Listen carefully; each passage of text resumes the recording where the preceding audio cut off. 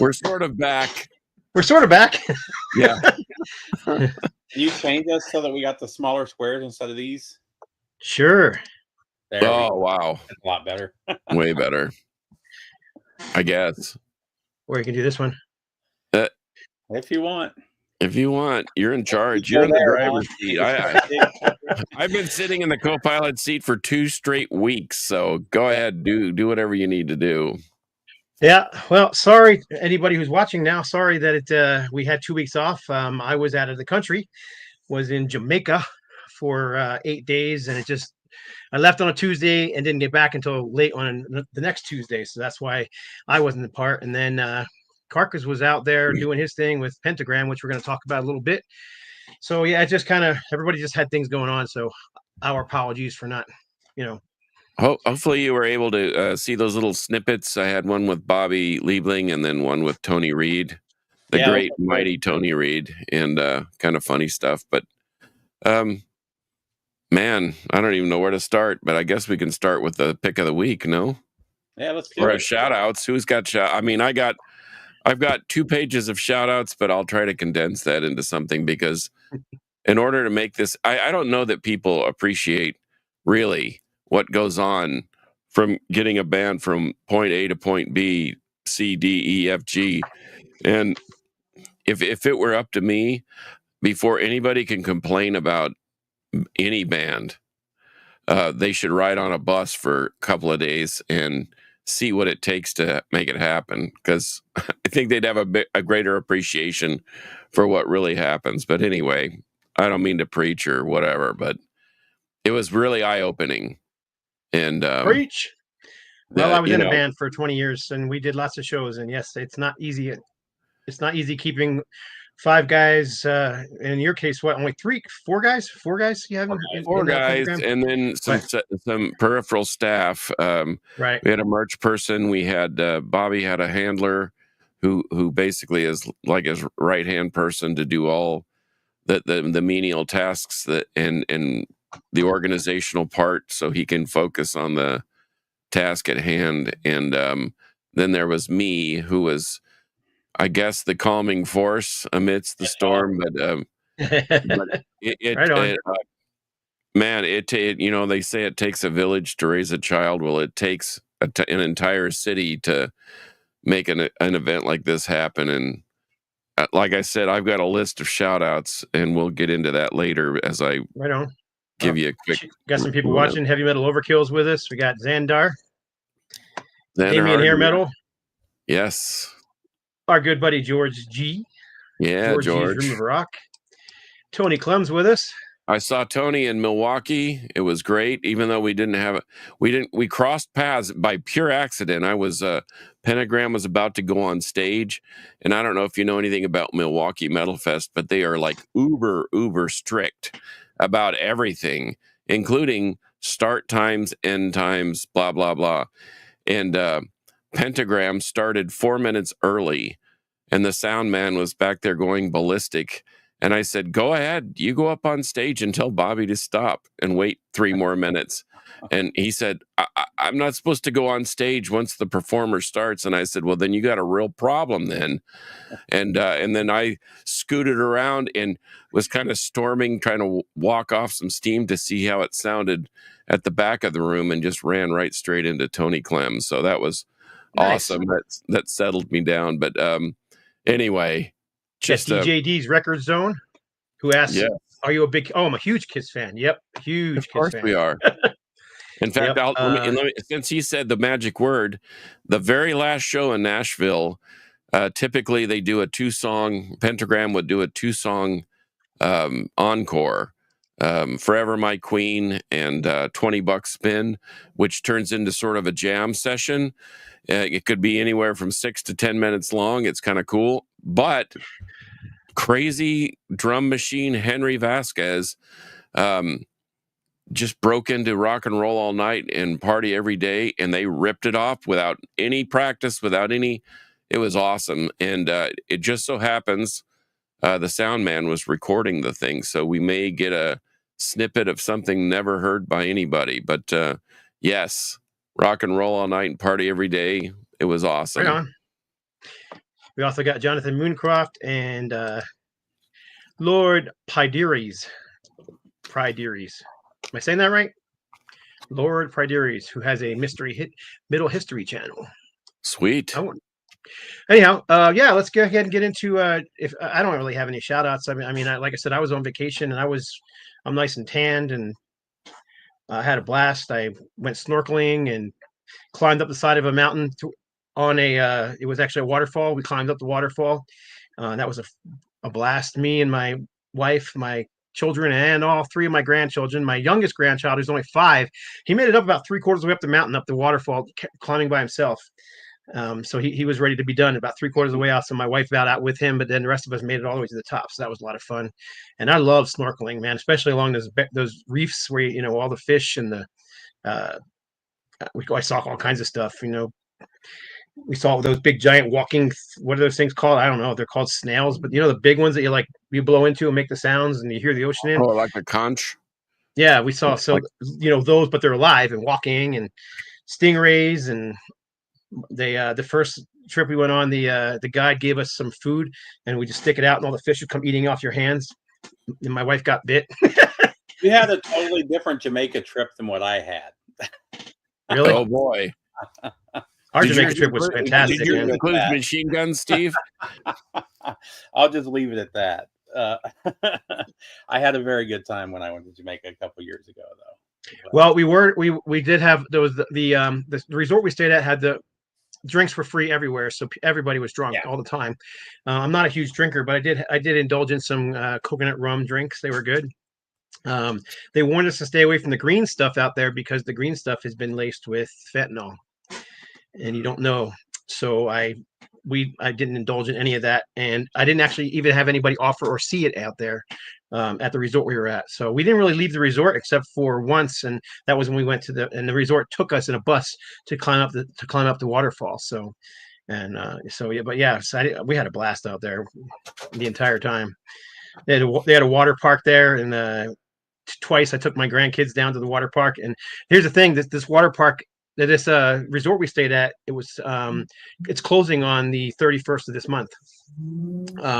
Another resort bought it out and they're going to revamp it. And then the resort we're staying at bought a bigger area closer to the airport because the resort was like 2 hours from the airport. And so there was 215, I think is what they said, people in this resort that can hold several thousand people. So we pretty much had the island to ourselves. And several mornings when I went to the water park and they had like 8 giant slides, it was basically me and my grandkids at the water park. So we had a blast. we had the whole place. We never had to make reservations to eat all the dinner places. It was, and my wife went crazy in the store because the store was all 50 to 75% off. So she was buying gifts for everybody. Well, I could have done the same thing on my little 2-week trip, but I was standing on the brakes most of the time financially, trying to not. But then Steve shows up in Atlanta and we start hitting all these record stores. And I'm just like, I'm surprised Steve has anything left in his checking account. I really am. I'll show you what I got later. And I got some more stuff after I dropped them off because I hit one more record store. But now we went on a mighty bass hunt because Scooter broke his bass the night before. Oh, that's right. And in Somerville got absolutely insane. Somerville, South Carolina. I didn't even know that place existed.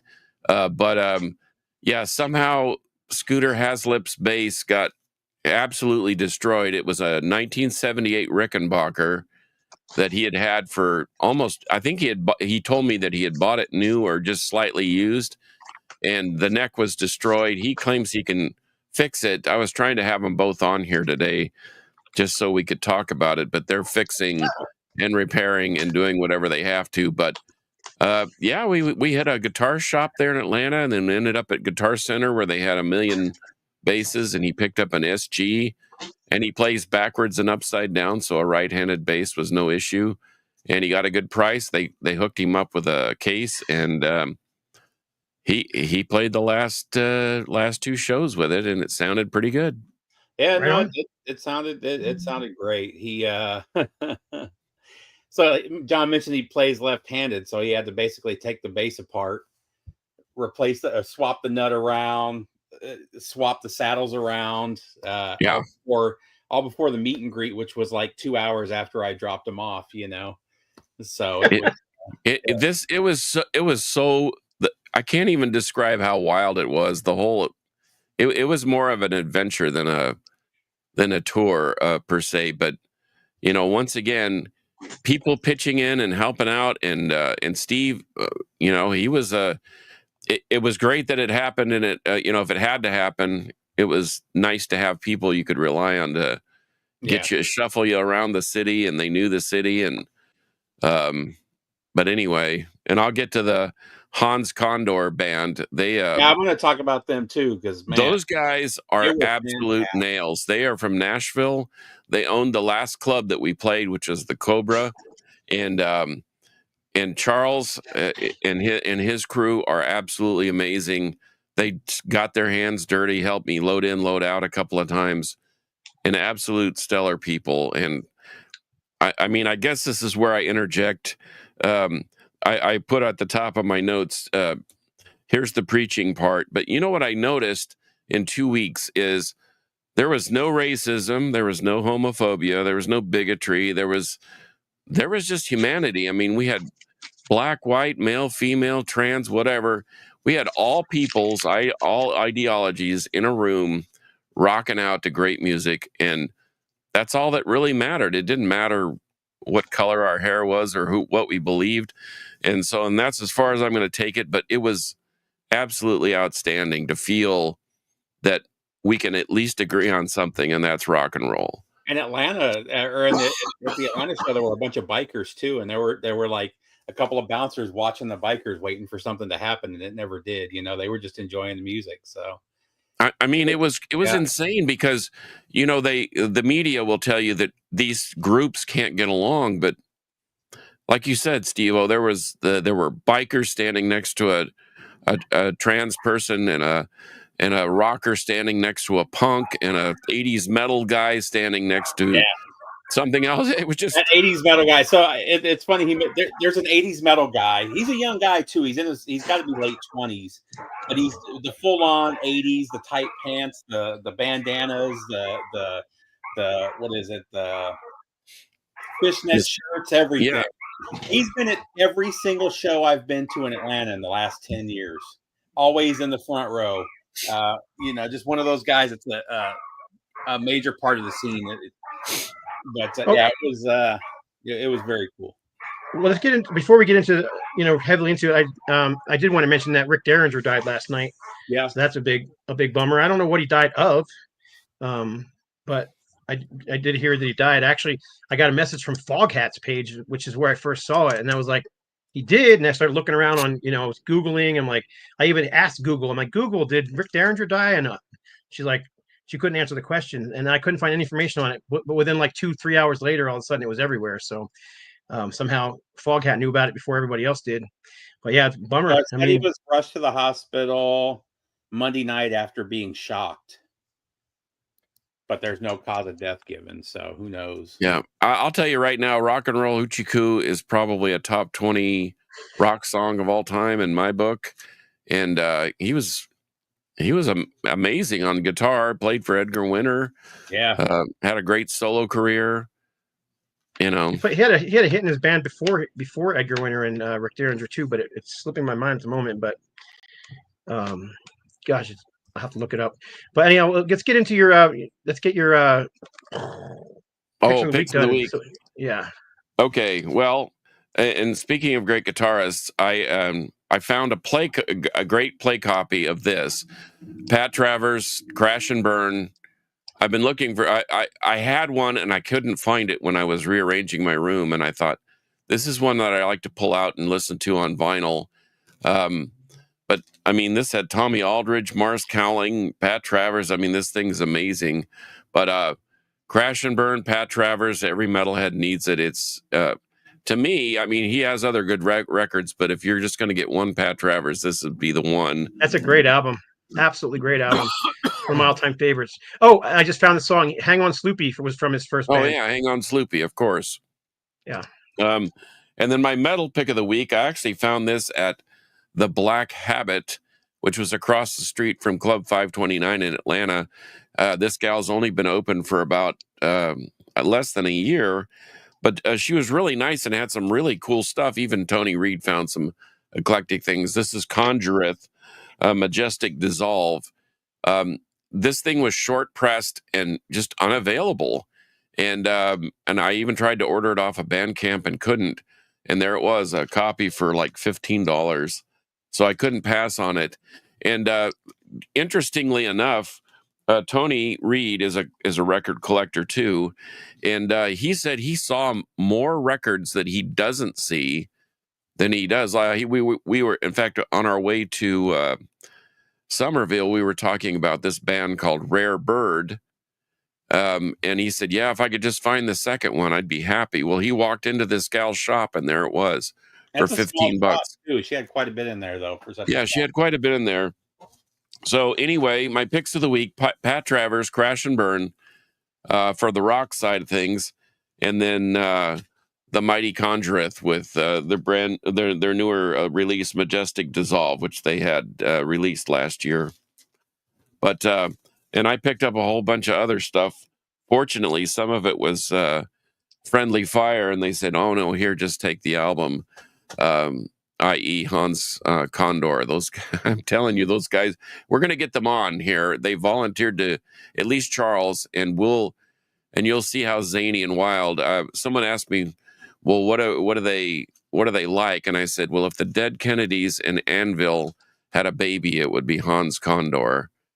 And I think that pretty well sums it up from them. But anyway, so where do you want to start? Speaking of Hans Condor, I got some good comments. I posted a few videos of them on Instagram, and a lot of people were kind of digging what they were putting out. So they're wildly entertaining. They were really good. Yeah, and the bass player owns the Condor, so we got star treatment. Well, we got star treatment everywhere. I think people are. I think band that starts their set with a song about a Vietnamese hooker jacking you off. Yeah, well, they're tops in my book. Yeah, of course. I mean, what do you? That it's hard to get over that one. So, yeah, I had never heard of them either. And John had mentioned earlier that day when we were at lunch how good they were. And man, they were fantastic. I don't remember who the first band was. We kind of missed the first band. That was Drugula. Okay, Drugula. A female-fronted band. They were good. I mean, I heard them because I was busy getting things prepped and then running people in and out of the green room area. But boy, all the clubs were a tight fit except for the one here in Frisco and Dallas area. At the Lava Cantina. By far, that was the nicest, biggest, most accommodating venue of them all. But the rest of them were just holes in the wall. And as I mentioned, the sheer violence in Somerville was, I mean, the merch tables were set up really close to the stage, and it was a very tight, narrow pool hall scenario. And I literally had bodies flying over the tables. And I was kind of scrambling to rebuild the merch area 2 or 3 times. And then finally I just said, forget it, just let it happen. And it was on, you would not think that people would mosh or stage dive to Pentagram. I mean, they're more of a hard rock groove band. And it started in San Antonio. Of course, we all know that San Antonio is insane. And, I looked around at San this place. Antonio. Yeah, the Paper Tiger. Ted Nugent. Yeah, the Double paper, Gonzo. The Paper Tiger is renamed. That it used to be the White Rabbit, which was a notorious club there, and they shut it down for a while and then reopened. And they were very nice and very accommodating, but once again, they were stage diving to Sign of the Wolf and whatever else. But that's where it started. And then it seemed like every city had a part where they just started moshing. And Somerville was no different, except they were flying over the merch tables. But anyway, I mean, I could go on. You want me just to go on? Of course, I'm sick because of the whole riding in an aluminum tube for 2 weeks Yeah. on the road. But We have a question here, but it has nothing to do with what we're talking about. I found out that you did artwork for Annihilator in Texas. I did a shirt for them at one point, yeah, and I collabed on the AI effort to do their new album cover. That is correct. That's the Annihilator from not Fort Worth. Where are they from? No, they're from San Antonio.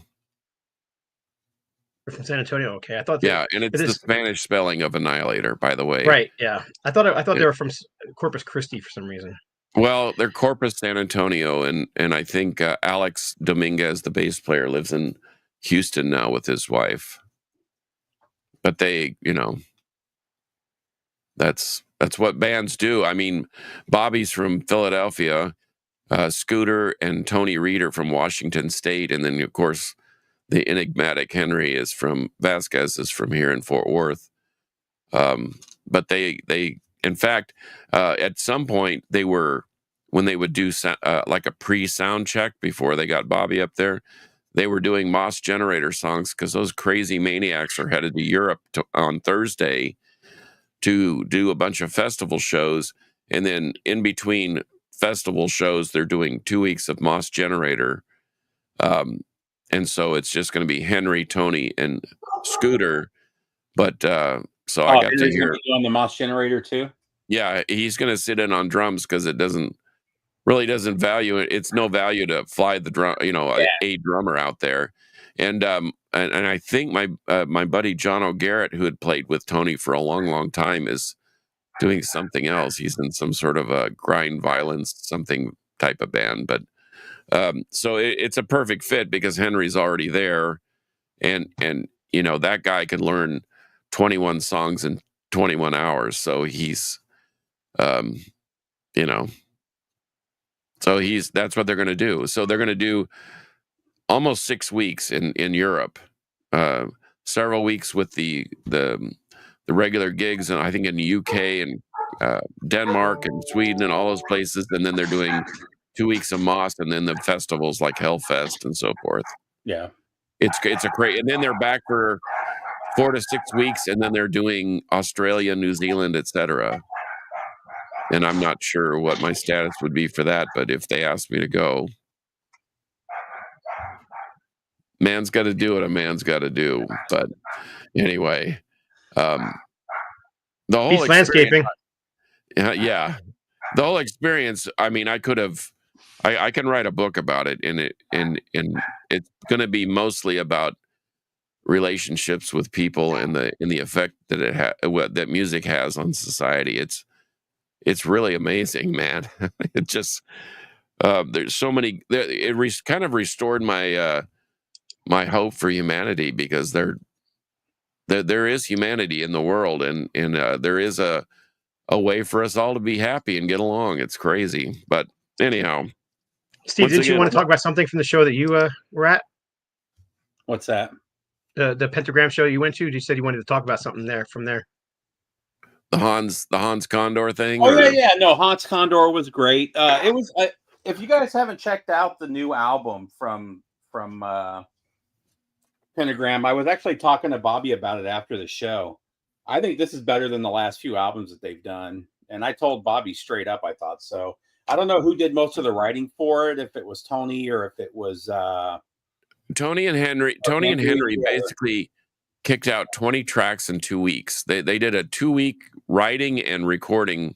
Yeah, which sounds about right. But I Spoke to Death. I think it's one of the best. It would be top 5 Pentagram songs for me. I love that one. Dull Pain.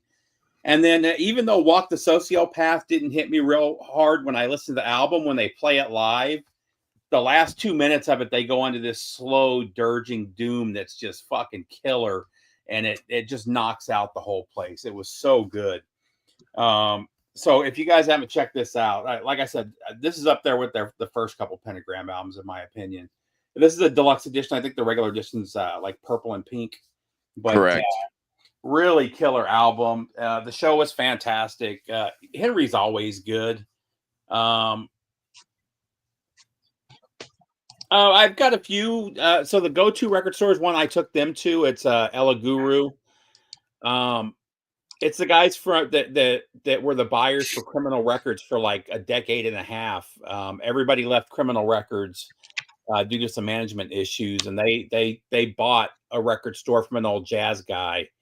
And they're one of the guys is a touring musician, and one of the other guys has been involved in the music scene here in Atlanta since the 80s.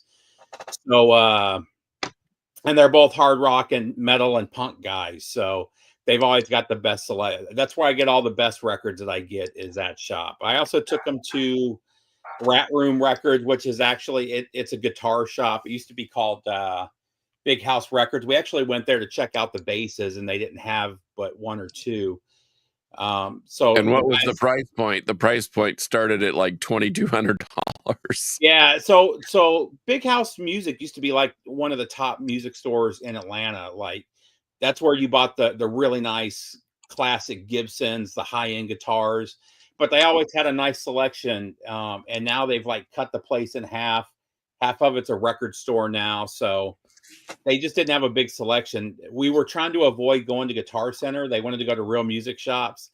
And unfortunately, we ended up at Guitar Center, which had like 60 basses to choose from. So, but yeah, Ella Guru is fantastic. That's the main place I go to. There's also a place that just opened back up in the Marietta area called Sunset Waterloo Records. It was gone for like 2 years. That's another place where I find just killer stuff all the time. It's a huge record store, and they just bring in a lot of stuff. Whereas a lot of the record stores locally just bring in a little bit here and there, so there's not a lot to choose from. There you go. That's one of the records he got. Yeah, this is the one of the ones I found. I've never even seen this on vinyl, and this is what got to Tony and I started. But talking about, we've seen things here that we haven't ever seen anywhere else. This is a Solace record on Meteor City Records. This is an album called Further, heavy stoner rock, just a kind of a high desert thing. If you like, it goes well with Fu Manchu, Nebula, maybe a little bit of Sleep, but this is more melodic, but just killer stuff. In fact, I have an album that has a Funk 49 version. It's a live version on the CD, but I mean, I'd never even seen this, never even knew it existed. I have the album on CD, but never saw it on vinyl before. And it's even on 2 different colors of vinyl. So it's kind of fun. And he bought that one at the same shop I ended up buying. the Ella Guru. That's correct. I bought Money Talks from Cryptic Slaughter. Oh, yeah. I've had this on cassette since it came out. I bought an OG pressing of Orgasmatron from Motorhead. And then a couple killer singles, Devil and Daughter from Black Sabbath. I didn't even know that there were any Tony Martin era singles out there. I've got like 2 or 3 Tony Martin era singles. And then Judy Says from the Vibrators, and then Baby Baby from the Vibrators, which is a really killer track. So, and we didn't even look through the whole thing. You know, didn't have a whole lot of time because we had already gone to the music shops or to the gear shops. We had already gone to lunch, so we had a little time to dig before the guys had to get back to get ready for the meet and greet and get the equipment ready and set up. So. Yeah, the one problem I saw with doing 15 shows in 15 days when you're scattered to the 4 winds is that there's no time to really enjoy each city. Yeah. And fortunately, the last 3 cities after they did the Maryland Death Fest, we ended up in Somerville. We had a little bit of time there, and then Atlanta, we got there early. I mean, we got there at like 10 or 11 o'clock. Because we would leave at 4 a.m. We had a retired Texas county sheriff driving us. He was a very enigmatic, interesting guy, but he was very precise. And when he said 4 a.m., that bus was rolling at 4 a.m. But we got to Atlanta early. We got to load out quickly, and then we had some time to enjoy it because I knew Steve was going to be available for us. But we were very regimented about popping here, there, and everywhere, and then getting back to business. But yeah, if it were me, I would have enjoyed maybe doing 15 shows in 3 weeks, maybe scatter them out a little bit. But honestly, it's amazing that Bobby can do that at his age, because most guys in their 60s and 70s, they'll do a couple shows and they'll take like 3 or 4 days, and then they'll do a couple more. Even let me just tell you something about him. Yeah. He don't believe the rumors, don't believe the hype. That dude is a genuinely nice guy. Oh yeah. With probably a lot of mileage on that 71-year-old body, but he is a trooper, and he goes to war every night, and he's very organized in his approach. He started asking me, how did I sound, and please be honest, and he knew I would be honest with him. And there were a couple of times where there was, maybe a little bit of a struggle to get on key or whatever, but every night he put it out there, and it was not half baked. It was full blown all the way. And like I said, 15 nights in a row without a break. He sounded great. So yeah, he really did sound good the whole tour. And he's a peach of a guy. He really is. I've read some of the stories and whatever, and we all have our past. So let's just admit that. And like I told Tony, because we had some, if we weren't talking about Voivod, we were talking about life in general. But if you judged all your athletic heroes, your rock star heroes, your movie stars on what they've done in the past, and ostracize them for what they've done, you would sit in a room by yourself staring at the wall, because we've all made mistakes, and he's paid the price. Let's make that very clear. He's paid the price, and it's cost him a little bit, but he's rectified things, and he's righted the ship, and man, he's going to tear Europe a new one. It's so good. They're so tight right now as a band, and just watching them. And I saw Steve over there watching it, like even Henry, because Henry is a beast, and his performance is equally interesting as Scooter's or Bobby's or even Tony's. Let me tell you guys, this is his drumstick after 3 songs. That's how hard he hits the drums. It's pretty crazy. I played drums for a long time, and I used to go through sticks, but my sticks didn't look like that after 3 songs. And those are extras. They're oversized. Yeah, hickory. These are the solid ones. They don't taper at the end like normal drumsticks. So I'm telling you what, Henry's a good friend, and Henry, like everybody, has his quirks, but that dude is an absolute. He channeled his inner John Bonham and just destroyed every night. It was amazing to watch. I mean, I don't even know. I know I'm sounding like I'm gushing, but I'm just telling you the truth. If you have a chance to see them, you've got to go see them. And I know that they're headed to Europe and then Australia and all points in between. I'm guessing there'll be another album in the works. Yeah, even Bobby. Bobby said, "Yeah, we need to record again." But if you have a chance to see them, our friends in Europe, I just saw one guy saying he's hoping to see them in the UK. Man, make it happen. You will not be disappointed. I'm telling you right now, it's pretty wild, man. That's old cat, and Henry is in his mid-50s. Tony and Scooter are in their mid-50s. I mean, it's not like they're spring chickens, but dude, they give it. I know you can't give more than 100%, but if there was a possibility, it would be more like 200% for those guys.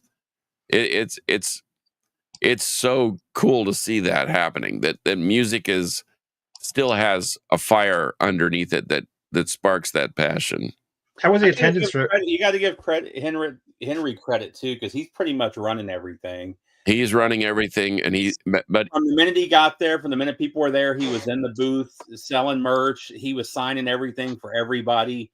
As we were loading up gear at the end, we were pulling gear back out because people missed stuff during the show, so that he could sign it and sell it to them. And I mean, that dude, I mean, he owns a record store. That dude lives music, you know. So it was mad props to him. He's definitely the he's the catalyst of making that engine run. Yeah. How was the attendance overall through the tour? Man, it every venue was They all sold packed. out, I believe, didn't they? Yes, the whole thing was sold out. Even Lava Cantina, which, you know, it's kind of in a nice area, kind of in a, they do a lot of cover band stuff there. Dude, that was packed, and there was a lot of the old school Fort Worth, Dallas rockers were there, and but we had people. We were pulling people from outside the country. Some people, one gal drove 7 hours to see the Nashville show because she couldn't make the. There were a few guys from Germany at the Yeah. Atlanta show that came out to see him and wanted pictures with everybody after the show. It was pretty cool. I don't know what that means. I don't know what that Carcass means. John. Well, here's the deal. There, not only was Pentagram awesome, but there were a lot of, and here we go, circle back to the Hans Condor thing, but we had to have, in fact, we had a funny incident in Missouri. First of all, the first bus that we were supposed to be, the thing was supposed to be on, broke down before we got even started. So they sent a second bus. After the first ride, we knew it didn't have any AC in the front part of it. So once we got back to the Dallas area, Henry called Maddox Messer from the band Messer, who is a real trooper, and he said, "Just come get my bus." And so we hooked up to Gracie, and on our way, and we noticed that the light, when we got to Springfield, we noticed the lights didn't work. So we, try to find a mobile electrician, mechanic, whatever, to come out to where you're parked and fix something. Well, these two cats from Springfield, didn't know who Pentagram was, didn't know, probably they were good old country boys, I'm going to say. They went out there, tooled around, after 4 hours, got that thing lit up and running right. And I said, "Do you want to see what this is all about?" Because Pentagram was already on stage by then at a place called The Legacy in Springfield, Missouri, which is a really cool town, by the way. That's the other thing is I discovered places, and we'll talk about Flint, Michigan later. But so I walked these two guys in there, and one guy was really tall and one guy was really short. I'm not sure if they were brothers or not, but they could have been. And they just stared at the stage and looked at the onslaught. And then as we were walking out, the big guy leaned down to me and he said, "Hey, man, was that the meme guy?" And I said, "Yes, that's the meme guy." And he said, "Holy cow, man, I'm going to tell all my family and friends and my wife that I saw the meme guy in person." And so I just wondered how many people were there because they discovered that was the meme guy, because I'm going to say that half the crowd were young people. And I'm talking about teens to mid-20s. And that's the reason I asked how the attendance was, because I saw them on their last tour, Pentagram, and I saw them here at a small club called the Sister Club in Albuquerque, and that place was not even half full. I mean, it was almost empty. But they put on a great show. Bobby was great. The whole band was great. But there was just nobody there. And then I keep hearing it; they're selling out now. Well, I think the meme helps. I think the meme helps. I also think the fact that they had a new album just come out helps, and they've had a couple singles, because the last album was like 7 years ago, 8 years ago. So last time I saw them, they hadn't had an album out in forever. There were still a couple hundred people at the show, but nothing like it was about twice as many last night, or what was it, Friday night? We had there was almost 500 in a 360 cap room with the doors open. So they had two patios for the expansion in San Antonio. But we averaged between 250 and 300 a night. And I'm trying to think, the Lava Cantina was a bigger crowd than that, but I think San Antonio would have been the biggest crowd. And there you go. I mean, you can't really count Milwaukee or Maryland, because there was 1,000 plus that Randy did. Yeah, Yeah. Because he did that. He did basically what John did. Yeah. John did on this tour. Yeah. I My saw buddy him Randy before Trog. after Yeah. that. Yeah. The one thing about that I noticed in Maryland, or even in Milwaukee, is that when Pentagram went on, the room wasn't very full, and then all of a sudden it was like people are thinking to themselves, "What am I hearing?" And but by the third song, the place was front to back, shoulder to shoulder. I mean, you couldn't.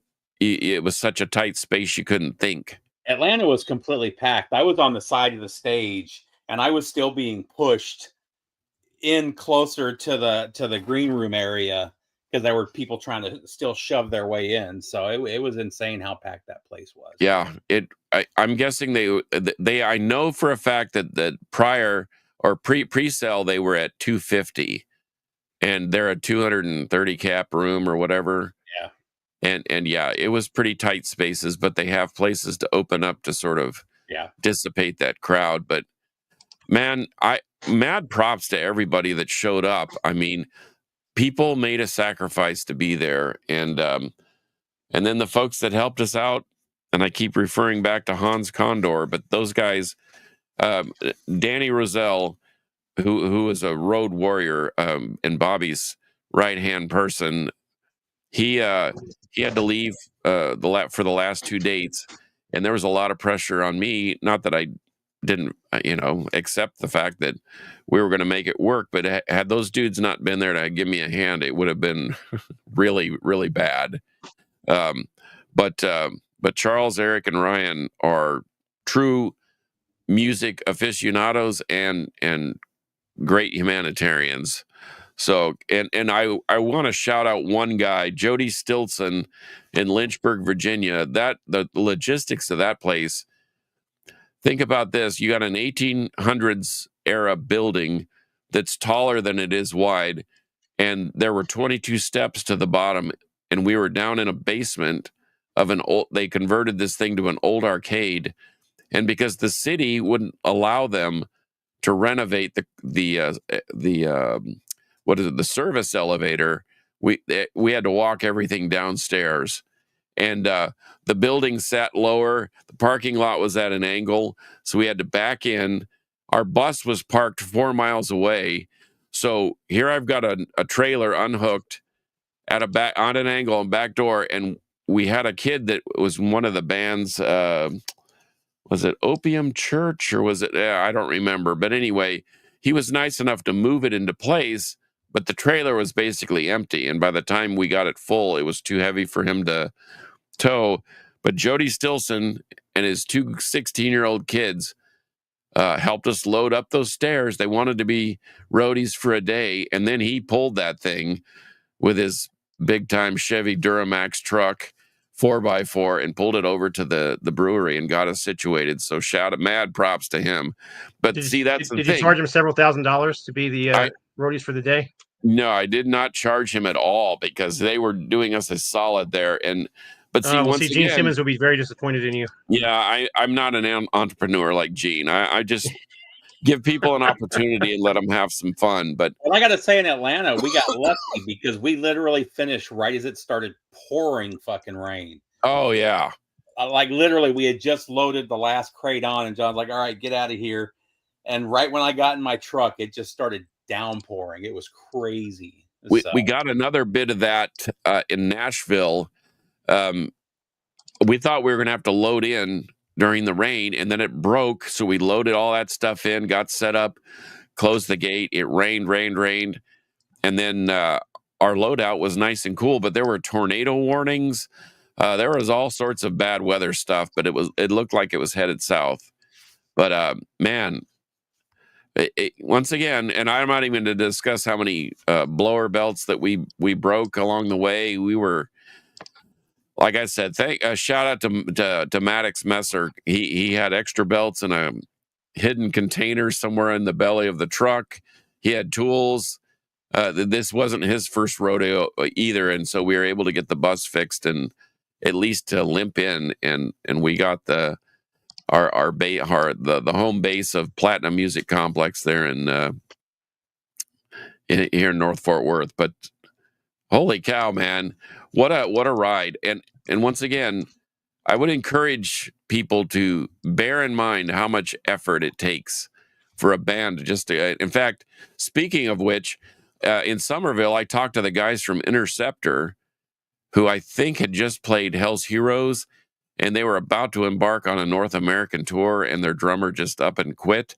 We're going to get those guys on here too to see what they eventually found out. But then they were, to me, they're pure Venom worship, which is fine because they do it right. But there was a rumor that maybe Abaddon would be their drummer, and they would do Venom covers, basically, as Interceptor meets Venom. So who knows what's going to happen? Maybe we can have them on and have them explain that. But they were out there in full gear, bullet belts and leather pants and headbands and whatever, and they were rocking out to Pentagram. It was just freaking awesome.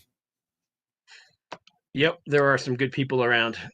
There's many, and once again, don't believe what you see and read in the media. I just get out there and experience it for yourself, because it was surprising, but it was an overwhelming shot in the arm for humanity. It's just, where we live is pretty cool, man.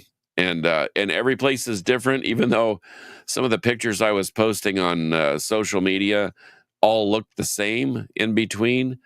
Every town has its personality. Every town is individual. It's really awesome to just be able to do something like this. And so just another perk of retirement. But I couldn't do that very often because it is an immense amount of work. But anyway, I want to shout out one more band. Go for it. Necrotic Altar. These guys didn't really Necrotic Altar. They didn't really fit because they are like an atmospheric death metal band. But boy, they were spectacular. They were really good, young cats, and just absolutely tore it up. And Henry even asked me back in the back corner. This was in Springfield. He said, "So what are you going to do, Carcass? You going to start a mosh pit?" So I pulled the hair out of the ponytail, put my glasses in my pocket, and ran straight for the middle, and we started a pit. So it was kind of fun. And I didn't hang in there for very long because it got ugly really quick. But these guys were awesome. And like I said, support your scene locally, because all those guys, every band that you worship and whatever, Megadeth, Metallica, Iron Maiden, they were all local bands at one time. Even the Beatles were just a local band. And but it takes you conquering your city, your region, and then the rest of the world to get to that point. But anyway, I feel like I've talked everybody's ear off. Oh, I do want to say I got to go to the Grand Funk train trestle, where someone wrote Grand Funk Railroad on the train trestle back in 1971. I got a picture with Tony and Scooter over there, the club owner of the Machine Shop, which is an absolute awesome venue. It's the venue in Flint to go see anything.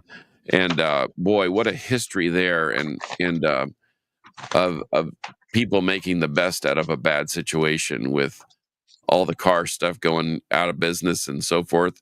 But Flint rocked. It was pretty exciting, and plus they had load in, load out guys too, so that was awesome too. But I got my picture. That was kind of that was a bucket list thing. I never thought I'd get to do that, but because of Henry and his the opportunity they gave me to go out with them, I got to do that. So kind of fun. Right on. And if you guys like stoner or doom, any of that sound, check out Most Generator, because that stuff's killer too. Oh yeah, we could talk about Most Generator for days. And Tony has other projects, Stone Axe being one of them, that I really, really dig. He does some solo stuff. Yes, Flint is the home of Repulsion. We actually rode by the house where it all started, where they used to do basement parties. So yes, it was Flint was quite an experience, and the people were just awesome. People were awesome everywhere. I don't think we ever, even you hear about the East Coast and Boston and whatever. People in Portland were great. People in the Boston area were just awesome. Baltimore, they were very helpful even in the rain, and we had to park our bus a block away. I mean, it was everyone just, that's the thing about music. That's the thing that should unite us. I mean, we had common ground. We were there for great music, and we were all friends. Period. End of story. So, Awesome. Well, I know you said you talked a lot, but that's what we kind of wanted you to do. oh, well, and I'm trashed. I mean, I'm sorry. My voice is better today than it was, but anyway, lots of great bands. Room 101 from Flint they're actually from East Lansing. Just if you like Forebode, if you like Outlaw Order, I Hate God, Room 101 is a good band for you. I found there was a guy in where was that? Gosh, I'm losing track of Syracuse, New York.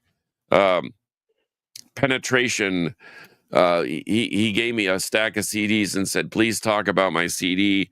This one is a black thrash metal of death. This is it was mastered by the legendary Andy LaRocque, and it rips. And he said, "Please just, listen to my music." That's all he really wanted me to do. And I did. And it's just stupid great. Just when you think you've heard it all, there's something even. You never can hear it all. You never can hear it all. It's impossible. I mean, the amount of new bands coming out are impossible to keep up with. No doubt, no less all the stuff that you missed from the past, Yeah. Well, and that's the thing that's the beauty of the internet, is that you've discovered like the 70s was just steeped with bands like Cargo and Orangutan and Captain Beyond and all these people, the bands that people have yet to hear about, but Orange Peel.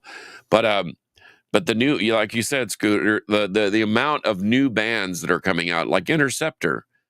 I mean, those dudes that's a quality band. And I hope they get their drummer situation figured out. I mean, how cool would that be to have Abaddon as your drummer replacement? But, I'd love to see them out on tour, and would roll the red carpet out for them, because they were genuinely great guys and helped us load out. And, they weren't above it all, is what I'm saying. Right. Yeah, that's cool. I went to see, I've been to a few shows where I showed up in the backstage area, and ended up helping the band load their stuff in, even though I bought a ticket and had to go around the front and get in. So I actually did that once. I went around the back, and Fireball Ministry was just pulled up at the same time I pulled up. And I was walking by, and I was like, "Hey, need help loading in, dude? That would be so great." So yeah, I helped them load all their stuff in, and they were cool about it. And at the end of the show, they stopped and they asked me, "Here's the songs we were thinking about doing for an encore. We're thinking about doing a Blue Cheer cover. What do you think?" And they asked me. I'm like, "Yeah, go for it, man." Yeah, go. And they gave me a couple guitar picks. I mean, I didn't expect anything. I was just being helpful. I mean, why not? If you, anyhow. Well, that's the cool thing about it. People should be nice to the bands they love. Yeah, and why wouldn't you? I mean, and once again, people that missed the VIP because the communication wasn't always there from venue to venue. They said, "Oh gosh, we got here late. We're sorry. Is Bobby available?" Well, he was always available. You know what I mean? 20 minutes before game time, he's probably not available, but you know what? He didn't turn anyone down, and none of those guys did. They were talking for good. The whole time we were loading stuff up, Bobby was in there with the people. Good hour. He hung out with people after the show. Yeah. So, like I said, once you're invested in something like this, it's man, it's always it's always good to spread the word, because you want people to feel the same way you did about it. And but again, I got an inside look at what it takes to put it out there. So next time I see a band from South Carolina or California or Utah or wherever that basically quit their jobs so they could go do this, I'm going to have a lot more. I'm going to pay a lot more attention to them, and I'm of course going to lend a hand where I can because I know what it takes in order to do what they're doing. Right on. Well, we're just about out of time, but I did want to show one record that I picked up that a band I never heard of before, and I'll be careful not to say the name because it. Oh, they're from aren't they from Wisconsin? I'm not exactly sure. I just recently they're from Wisconsin or Minnesota. Yeah, they're really good crossover thrash metal. So they're great. Really happy with Where did I see them? This was basically I was like I read the description and I just bought it without checking it and hearing it, which is kind of the way I like listening to music sometimes. I just want to hear it. I don't want to go listen to it YouTube. But same label I picked up the A Brutal Truth 7-inch from. So the other few that I picked up, I went to another store after I dropped those guys off, but I finally found Fused, the Tony Iommi and Glenn Hughes. I wanted that on for a long time. That's a great album, and man, his voice is fantastic on that thing. This one just got released to vinyl, TOC live volume. I've only ever had that on CD. And then Mott the Hoople live. That's a great album. So we were talking about Mott the Hoople. And in fact, who did someone find a Mott the Hoople? I don't remember what spurred that discussion, but I don't know. Maybe it was the Steak and Shake. I've also been reading this. I've been addicted to reading through this book. It's another Martin Popoff book. I like Martin Popoff's books, but it gives a history of Ted. It gives a history of Amboy Dukes. Goes into album by album, and has interviews with all the people that the band members, the producers, and it's really in depth and really cool to hear. And you kind of hear all the struggles of touring, like you were just talking about with Pentagram, all the struggles of the band members, button heads and all that kind of crazy stuff. So anyhow, I like Martin Popoff's books. I don't always agree with his opinions because he's not a big thrash guy, and I love thrash. And there's other bands like the band that shall not be mentioned that he hates, and I always loved. So, but you know what it was at Off-Town? We were talking about Voivod and bands that changed their style. And I think Tony brought up Mott the Hoople, how much they changed from their first two records to the glam. That's exactly what it was. Yeah. Well, speaking of my last shout out. I didn't know they had a record. I would have bought it if they have two. Yeah, they have this one great. And what we had for breakfast. But anyway, Hans Condor, check them out. If for nothing else, they're entertaining. But they're spectacular people, and good grief, you need more of that in the world. Right on. All right. Well, oops. I guess that's it for. They got a band. That's the other album. Their stuff on there. So yeah. I just looked at it. That's what I just did too. I just looked at their Bandcamp. I wish that. Well, the problem was, so inside the venue there was a big merch table, but it was only big enough for the Pentagram stuff. So they had a little table set up outside, and I just never made it out to outside of the patio where their stuff was set up. So well, and to that point, there was the band that opened up in Nashville was a band called Thetan, Thetan, and they had a little corner like that too, and they're like a ambient, dissonant, grindcore Japanese noise band. But they did an album with Kool Keith of all people. And I said, what on earth does this sound like? And he said, like 70s porn soundtrack stuff. So he gave me one, and I'm just like, I cannot wait to listen to this thing. Thetan is a cool name too. That's the Scientologists. That's what they call the soul, basically, is the Thetans. Okay. I didn't know what it meant. I just thought it was funny. I thought it was like you're saying Satan with a lisp, and I just thought that was weird. But I know. But anyway, cool. Shout out to everybody in the last 2 weeks that came and saw Pentagram, and shout out to the bands that played on those bills. Give yourself a round of applause because you deserve it. Right on. So that's our Carcass Touring with Pentagram edition, episode number 268. So you guys know how we always do it at the very end. Ready? Metal. Metal will will prevail. and watch this.